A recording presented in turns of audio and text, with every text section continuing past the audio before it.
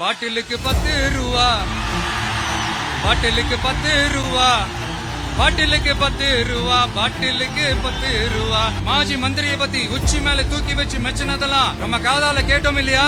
இதே சிஎம் அவர்கள் எதிர்கட்சியா இருந்தப்போ அந்த மாஜி மந்திரியை பத்தி என்னெல்லாம் சொன்னாரு, என்னெல்லாம் கேட்டாரு. ஐயா ஃபேக்ட் செக் நண்பர்களே, இதெல்லாம் நீங்க பெருசா ரிசர்ச் பண்ணணும்னு அவசியமே இல்ல. யூடியூப் ஓபன் பண்ணி பாருங்க, தெரிச்சிருவீங்க, மிரண்டுருவீங்க. நான் வரேன்.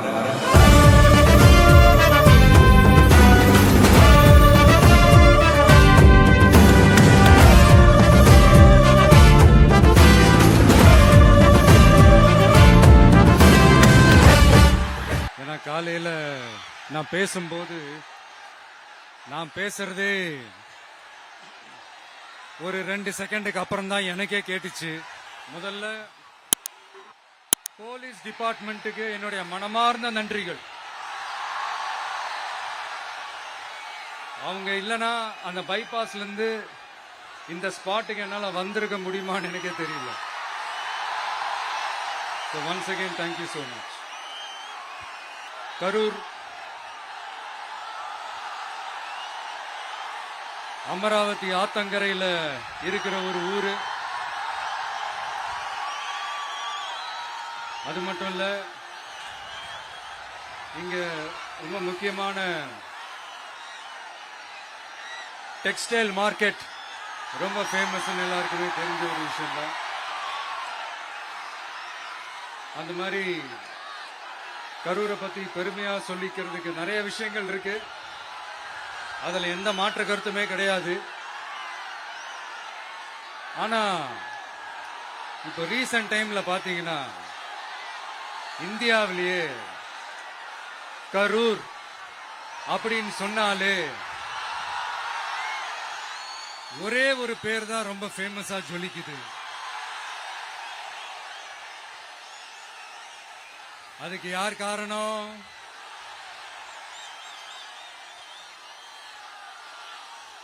யார் காரணம்னு உங்களுக்கு தான் தெரியுமே.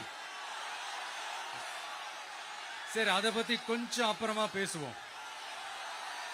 இப்ப நம்ம கரூர் மாவட்டத்தில் இந்த வாக்குறுதிகள்லாம் கொடுத்தாங்கல்ல, அது செய்வோம் இது செய்வோம் எல்லாம் சொன்னாங்கல்ல, அது ஒரு சின்ன லிஸ்ட் தான். அதை ஃபர்ஸ்ட் பார்த்துடலாம். இந்த பேரீச்சை வளர்க்க சிறப்பு திட்டம் செயல்படுத்தப்படும்.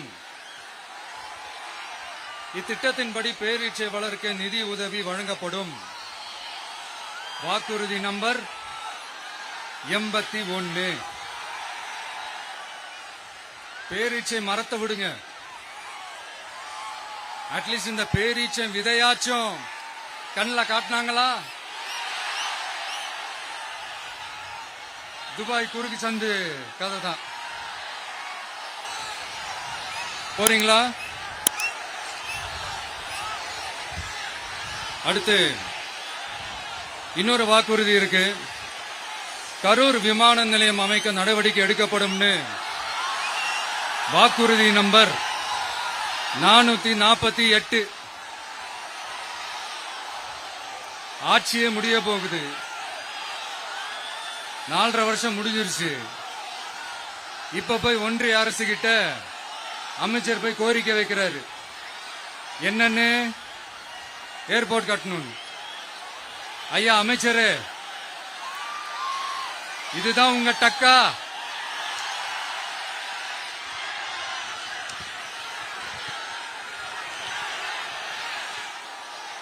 கரூர்ல விமான நிலையம் வந்தா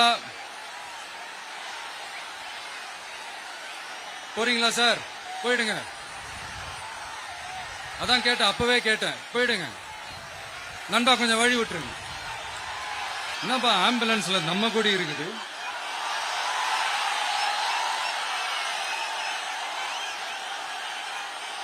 பண்ணவா பேசுறது?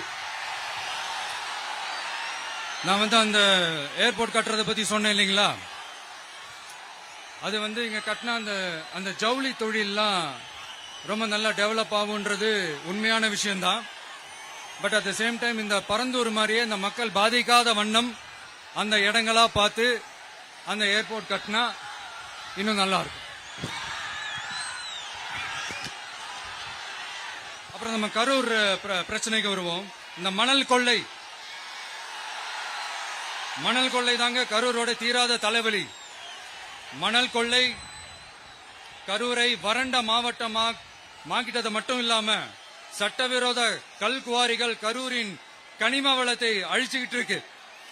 இதுக்கு காரணம் யாரு? சிஎம் சார் 11 மணிக்கு பதவி ஏத்துக்கிட்டா 11:05 மணல் கொள்ளை அடிக்கலாம்னு ஓபனா சொன்னவங்க தானே உங்க ஆளுங்க.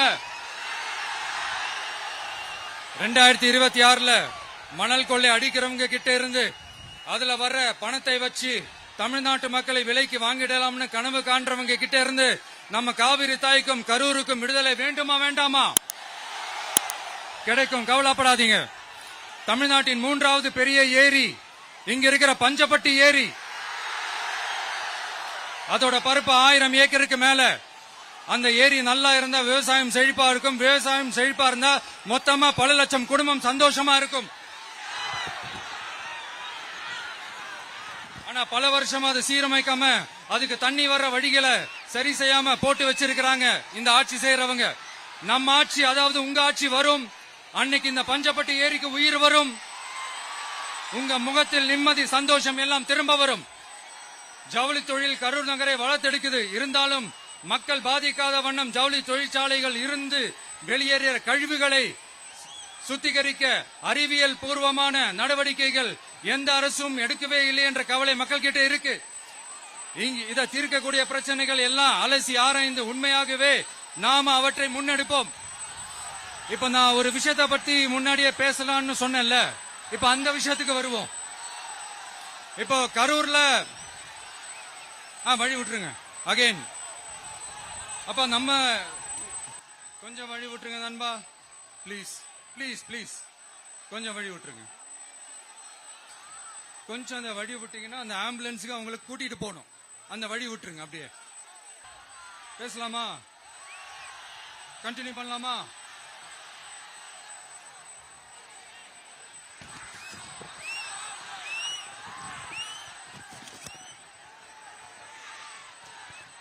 இங்க கரூர்ல இருக்கிற முக்கியமான பிரச்சனைகளை பத்தி நம்ம பார்த்தோம் இல்லையா? இன்னொரு முக்கியமான பிரச்சனைக்கு காரணமா இருக்கிற ஒருத்தரை பத்தி நம்ம பேசாம போனா நல்லாவா இருக்கும்? கரூர் வரைக்கும் வந்துட்டு அவரை பத்தி பேசாம போனா நல்லா இருக்குமா? நல்லா இருக்காதுல. எதுக்கு சுத்தி வளைச்சுக்கிட்டு ஸ்ட்ரைட்டா விஷயத்துக்கே வருவோம். இந்த கரூர் மாவட்டத்தில் ஒரு மந்திரின்னு ஒருத்தர் இருந்தார்ல. இப்ப ஒரு மந்திரி இல்ல, ஆனாலும் மந்திரி மாதிரி. நான் யாருன்னு உங்களுக்கு சொல்லிதான் தெரியணுமா என்ன? ஒரு க்ளூ ஒண்ணு கொடுக்கலாமா?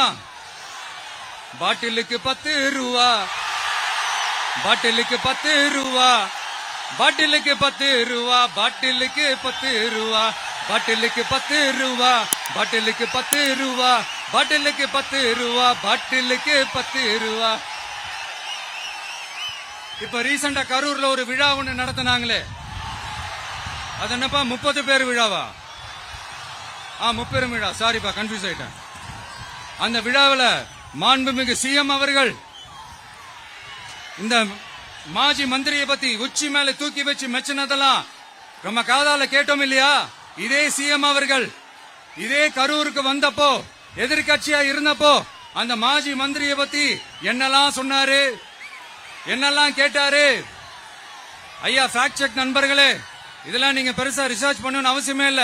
யூடியூப் ஓபன் பண்ணி பாருங்க, தெரிச்சிருவீங்க, மிரண்டுருவீங்க. இந்த திமுகவுக்கு இந்த மாஜி மந்திரி இப்ப என்னவா இருக்கிறாரு அப்படின்னு மக்கள் பேசிக்கிறாங்க தெரியுமா? இந்த திமுக குடும்பத்துக்கு ஊழல் பண்ற பணத்தை எல்லாம் 24x7 டெலிவரி பண்ற ஒரு ஏடிஎம் மெஷினா இருக்கிறாராம் அப்படின்னு நான் சொல்லுங்க, ஊருக்குள்ள பேசிக்கிறாங்க. சரி, இங்க ஓகே. இன்னொரு முக்கியமான விஷயம், இங்க போலீஸ் பாதுகாப்புலாம் இருக்கா இல்லையா? போலீஸோட கைகள்லாம் கட்டப்பட்டிருக்குன்னு நினைக்கிறேன். போலீஸ் சார், மக்கள் தான் சார் எஜமானர்கள். மக்களுக்காக மட்டும்தான் பயப்படணும், வேற யாருக்காகவும் பயப்படணும்னு அவசியமே கிடையாது. இன்னும் 6 மாசம்தான். ஆட்சி மாறும், காட்சி மாறும், அதிகாரம் கை மாறும். உண்மையான மக்களாட்சி, மனசாட்சி உள்ள மக்களாட்சி அமையும். அப்ப தெரியும் எல்லாருக்கும் சுதந்திரமும் பாதுகாப்பும் 100% வரும். தேங்க்யூ நண்பா. கான்பிடண்டா இருங்க, நல்லதே நடக்கும், வெற்றி நிச்சயம். அஷ்மிகா 9 வயசு ஒரு பொண்ணு காணுமா, நீங்களே நம்ம தோழர்கிட்ட சொல்லி கண்டுபிடிச்சு கொடுக்க சொல்லுங்க. அஷ்மிகா 9 வயசுல ஒரு பொண்ணு காணுமா, தம்பிகளா கொஞ்சம் தேடி கண்டுபிடிச்சு கொடுத்துருங்க. அஷ்மிகா